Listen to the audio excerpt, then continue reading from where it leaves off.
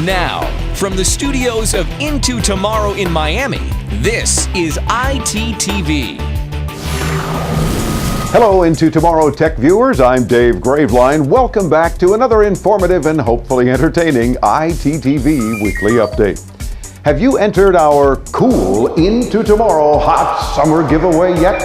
If not, you'll want to. Trust me on that. Details are coming up, so stay tuned to this report. You can also win fabulous prizes every week when you join us on our radio show.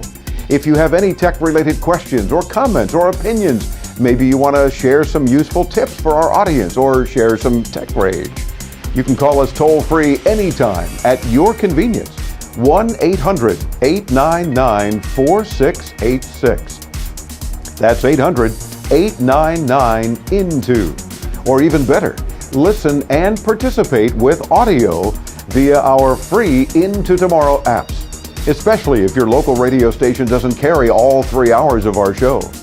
We love hearing from you, and you'll love it too. Are you ready to travel back into yesterday? Well, Chris joins us again with This Week in Tech History. Today, reminding us of the release of one of the most popular smartphones ever. This week in 1921, documents were signed forming the Radio Corporation of America, better known as RCA. In 1979, this week, Sony introduced the Walkman. In 1997, the Mars Pathfinder spacecraft, launched by NASA from Earth in December of '96, entered the atmosphere of Mars. A heat shield, parachutes, and airbags helped it land safely. The Sojourner rover searched the surface of Mars for rocks while millions of Earthlings watched it on the TV and the internet. And this week in 2007, Apple Inc. released their first mobile phone, the iPhone.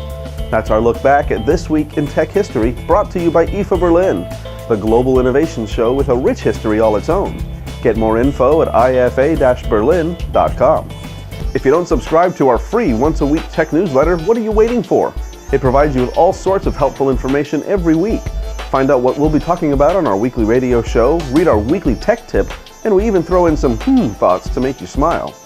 Subscribe right now at intotomorrow.com.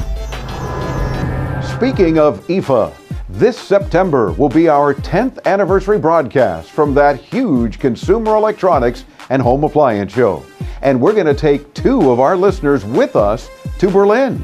How would you like to join us for free? Check out our main page at intotomorrow.com for all the details and your chance to enter. And good luck. Want to watch your favorite TV shows anywhere? For years, we've been talking about the Slingbox products on our radio show. Well, after 4 years, they've just released a couple of new versions. Marley Q joins us on her ITTV debut to take a closer look. Here's Marley. Thanks, Dave. I'm excited for this week's product spotlight, not only because it's my debut, but more importantly because I get to share the latest technology from Slingbox that allows you to take your home TV everywhere you go. The Slingbox 350 and its upgrade model, the Slingbox 500, are changing the way you access your favorite TV shows, sport games, movies, and recorded content. They give you the ability to stream all of the content from your TV in HD to just about any device, wherever you are. Let's take a quick look at both. The Slingbox 350 is a small, funky-looking box, a little smaller than most cable boxes, and the Slingbox 500 is a cool, curvy console, still smaller than most DVR sets. What you likely want to know first, though, is the price. The Slingbox 350 is currently priced at $179, and the Slingbox 500 is $299. Here are a few of the features that we love. Setup is pretty straightforward and easy.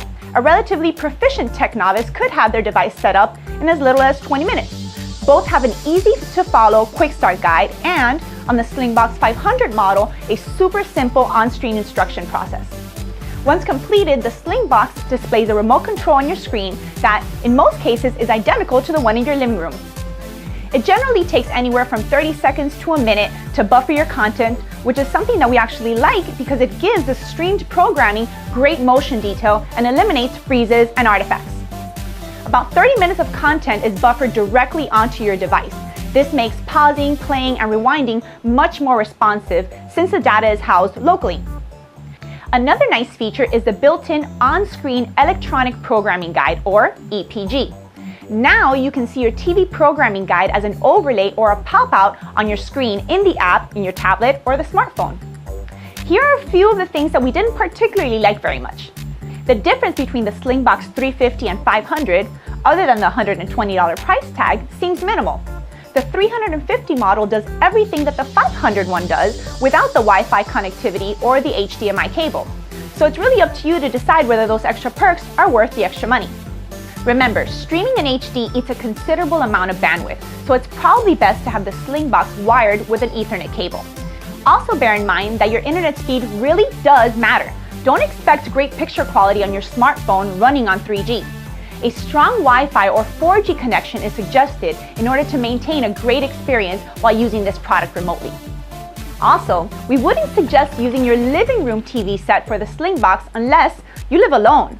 Let's say, for example, your husband, your wife, or your kids are watching a movie, but you're on a business trip and you want to catch up on your pre-recorded basketball game. Well, one of you is going to have to compromise. Remember, the Slingbox will only stream what's being displayed on your television at home, so we recommend using a TV set that is less used in order to avoid any family conflicts.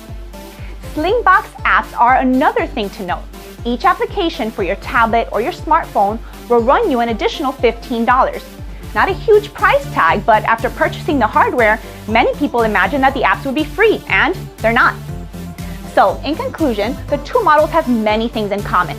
The Slingbox 350 and the Slingbox 500 both provide excellent picture quality in HD at 1080p. They both have an Ethernet port and will stream onto your smartphone, your tablet, PC, or Mac, and connected device.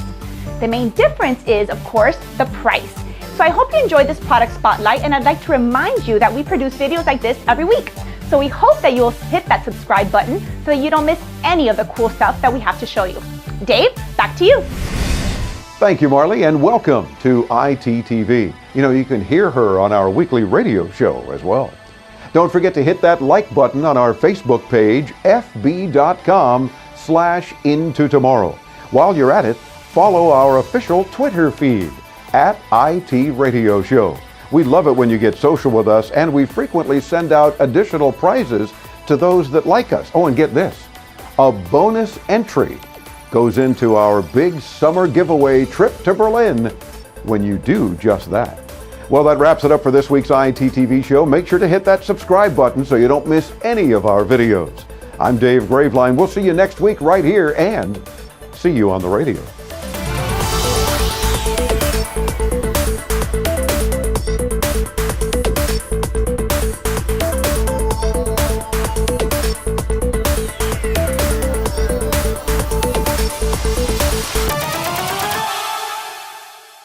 So it's probably best to have the Slingbox wired with an Ethernet cable. No, with an Ethernet cable. Slingbox wired with an Ethernet cable. I said it again. What the heck is a cable? I'm so sorry. It says cable. Sorry. Okay.